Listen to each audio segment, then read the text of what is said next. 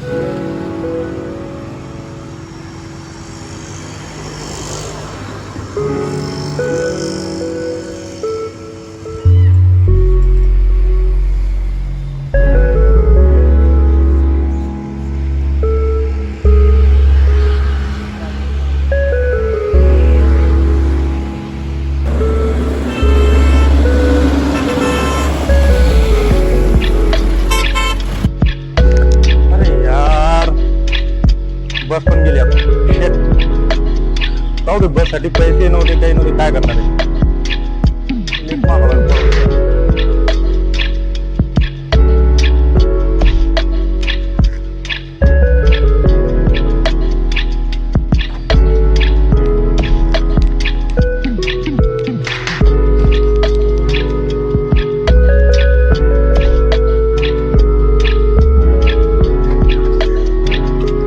तिथं सोडता का इंडस्ट्री जायचं मला?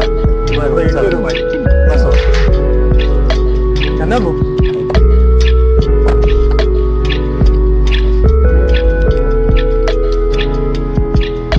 तुम्ही तिकडे चालले का? हो.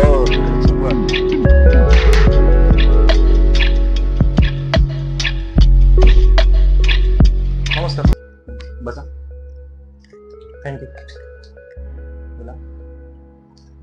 बोला, कसं काय येणं झालं? सर, आपल्याकडे वॅकन्सी होती जॉबसाठी, त्यासाठी आलो होतो. हो, वॅकन्सी होती आपल्याला. डॉक्युमेंट्स माझे. काय डॉक्युमेंट्स आणलेत तुम्ही? त्याच्यामध्ये सर्टिफिकेट, डिग्री आहे, बघू शकता आपण. बर. काय नाव तुमचं पूर्ण? सुमेध रवी आरके.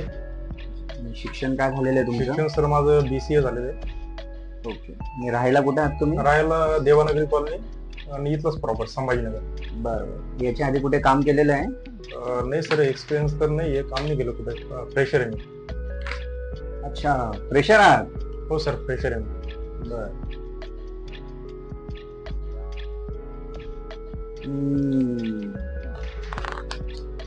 सध्या तरी माझ्याकडे फ्रेशर साठी जागा नाहीये, पण मी बघू शकतो तुमच्यासाठी. जे काही प्रयत्न होईल माझ्याकडून मी सांगेल तुम्हाला. तुम्ही काय करा, तुमचं नाव आणि नंबर मला ह्या फाईल मध्ये देऊन जा, मी तुम्हाला नक्की कळवेल. ठीक आहे.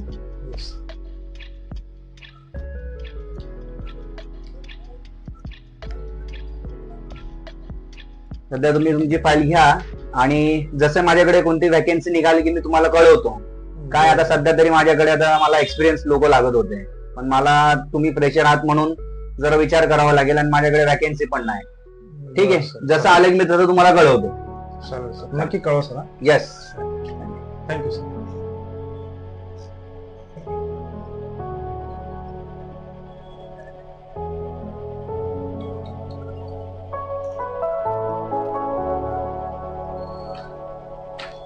अरे बोला शेठ, काय म्हणतात? बस एकदम मजेत चाललंय. कस काय आठवण काढली? जॉब? अरे शेठ, बिलकुल तुमच्यासाठी काही पण राव, तुम्ही फक्त आदेश करा. सध्या तरी माझ्याकडे वॅकन्सी नाही, पण तुम्ही आता तुम्हाला जर लागत असेल तर आपण कुठूनही शोधून काढू. तुमच्यासाठी नाही करणार तर कोणासाठी करणार मालक आम्ही? आमचं काय धंदे पाणी चालू आहे तुमच्यामुळे. नक्की शेठ, तुम्ही सांगा फक्त कुठे पाहिजे, आपण ते करून टाकू. बिलकुल आपण वॅकन्सी काढून टाकू, नवीन क्रिएट करू तुमच्यासाठी. बस का मालक, या तुम्ही. चालेल.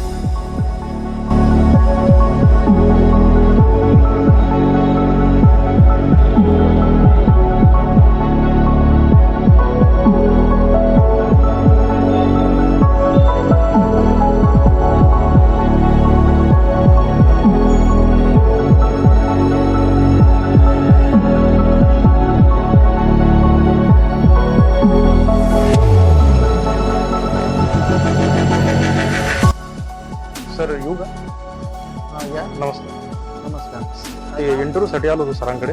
इंटरव्ह्यू साठी हो. सर तर नाही, वेट करावं लागेल तुम्हाला. बरं, किती वेळ लागेल तरी साधारण? अर्धा एक तास लागेल. बसू सर.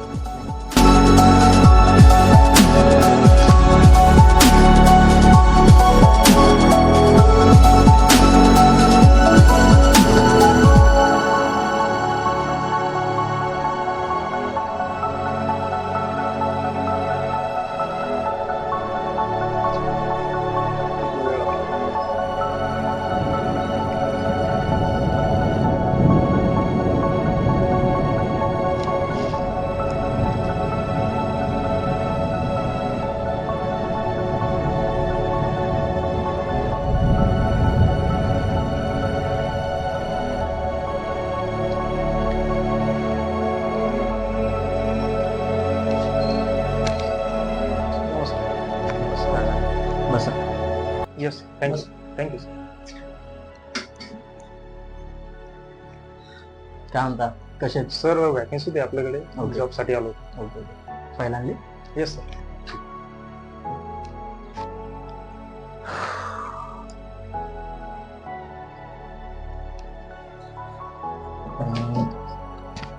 नाव काय? Sumit Ravi RK. Ravi RK. Yes.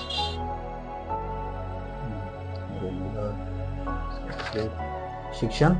शिक्षण BCA कम्प्लीट सर. पर्सेंटेज पण ओके. काही अनुभव? अनुभव नाही सर, फ्रेशर आहे. फ्रेशर आहे? हो. कोणती जॉब नाही केली याच्यामध्ये?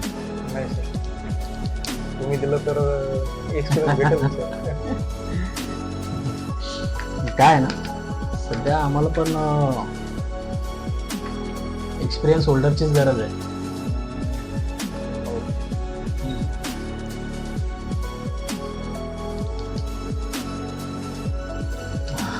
अरे यार सुमित, काय ना, आपली कंपनी थोडी मोठी आहे, नामांकित आहे, शिवाय आपलं मल्टीनॅशनल कंपनी आहे, त्यामुळं ना आपण हायरिंग जी आहे आपली, ती हायरिंग आपली एक्सपिरियन्स होल्डरवरच आहे. तसं तुला फिरवण्यात मला पण त्या अर्थाने वारंवार म्हणजे जो पण तू स्ट्रगल करतो ते दिसतंय, बट परिस्थिती आज अशी आलेली की आपल्याला फक्त हायरिंग जी करायची ती पूर्ण एक्सपिरियन्स होल्डरच पाहिजे. व्यवसाय मोठा आहे, तू समजू शकतोस. तरी पण बघतो मी तुझ्यासाठी मी काय करू शकतो. तू एक काम कर, तुझं रिझ्यूम घेऊन जा आणि तुझं कॉन्टॅक्ट डिटेल मला देऊन जा. जसं माझ्याकडनं काय होईल मी तुला नक्कीच कळव. ठीक आहे, थँक्यू. बरं सर, एक्सपिरियन्स गरजेचा आहे का?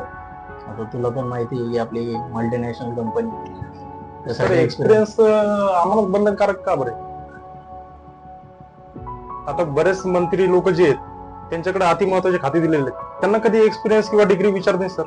आणि आम्ही हॉस्टेलवर राहून वडापाव खाऊन आमचा गुजारा करतोय आणि या सन्मानाने आम्हाला डिग्री दिलेली आहे सर. या डिग्रीचा काहीच अर्थ नाही का आमच्यासाठी?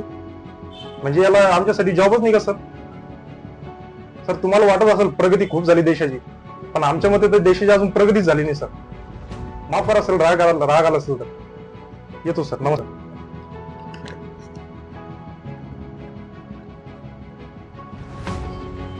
या परिस्थिती आली आहे देशावर.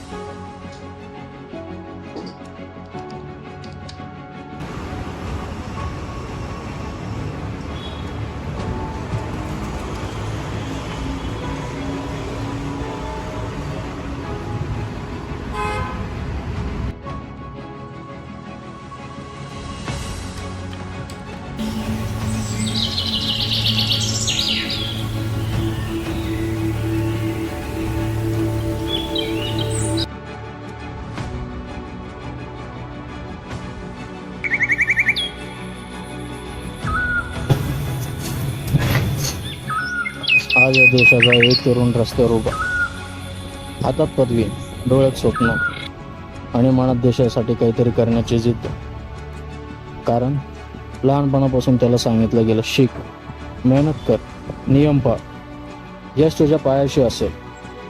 त्याने प्रत्येक नियम पाळला, प्रत्येक परीक्षा दिली, प्रत्येक संकटाशी झुंज दिली. पण आज तोच तरुण बेरोजगार, ज्याच्या खांद्यावर देशाचं भविष्य उभं राहू शकतं, जो समाजाला नवी दिशा देऊ शकतो, जो या देशाचा सक्षम शासक बनू शकतो, तो आज नोकरीच्या शोधात दरवाजे ठोठावत फिरताय.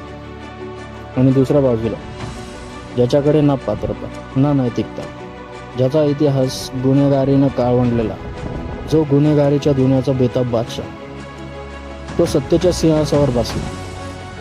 हा फक्त एका तरुणाचा पराभव नाही, हा त्या व्यवस्थेचा पराभव आहे जिथे कष्ट हारतात आणि स्वार्थ जिंकतो.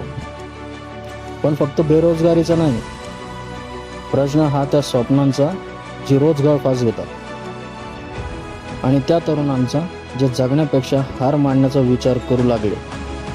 कारण कधी कधी पदवी हातात असते पण भविष्य रिकामी.